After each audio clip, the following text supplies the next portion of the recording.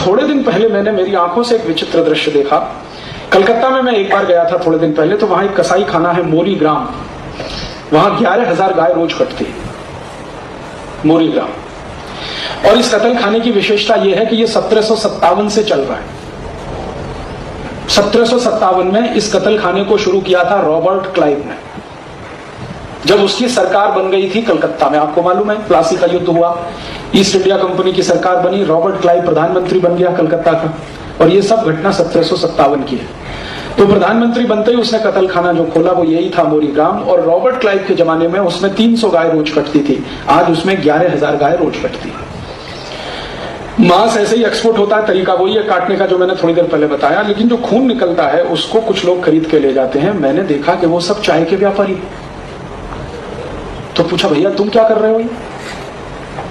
कहते यार क्या बताएं, इसकी जरूरत पड़ती है। क्या जरूरत पड़ती है? तो कहते हैं कि जो चाय है ना, असली चाय, वो तो पत्ते वाली है, वो तो हमको देखने को भी नहीं मिलती है, वो टी बैग्स में पैक होके सब एक्सपोर्ट हो जाती है।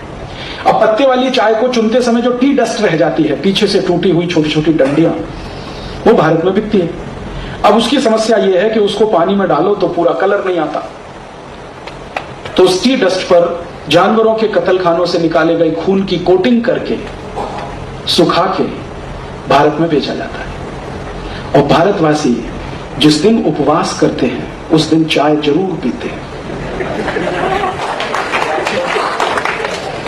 और शाकाहारी लोगों का एक ही पेय बचा है, वो अब चाय है। शाकाहारी संपूर्ण 100% वेजिटेरियन वही चाय पीते हैं। और कुछ लोग तो ऐसे विचित्र हैं जो कहते हैं कि राजीव भाई ये चाय न पिए तो संडास नहीं होती, टॉयलेट नहीं होता, स्टूल पास नहीं होता। कुछ लोग कहते हैं ये चाय न पिए तो सिर में दर्द होता है, काम नहीं कर सकते। कुछ लोग कहते हैं ये चाय न पिए तो फ्रेशनेस नहीं आती। कुछ लोग कहते हैं ये चाय न पिए तो काम नहीं। क्या विचित्र विचित्र कुतर्क गढ़ते हैं। और मुंबई में एक बाजार है, मूलजी जेठा बाजार, वहां हर मिनट पे चाय पीते हैं, हर दूसरे मिनट पे चाय पीते हैं। दिन में 20, 25, 30, 40 प्याले पी जाए कोई मुश्किल नहीं। ऐसा सब विचित्र खेल इस देश में चलता है।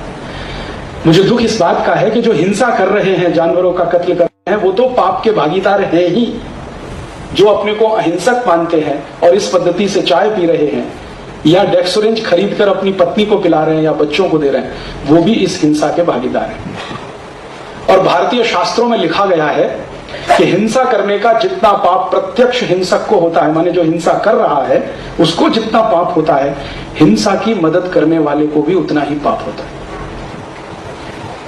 ये सब खेल चल रहा है इस देश में। मुझे दुख एक ही है कि अहिंसा प्रधान भारत देश में भयंकर हिंसा हो रही है और कुतर्क उसके बड़े विचित्र विचित्र हैं। जानवरों की संख्या बढ़ जाएगी तो कहां रखेंगे, उनके भोजन की क्या व्यवस्था करेंगे, इसलिए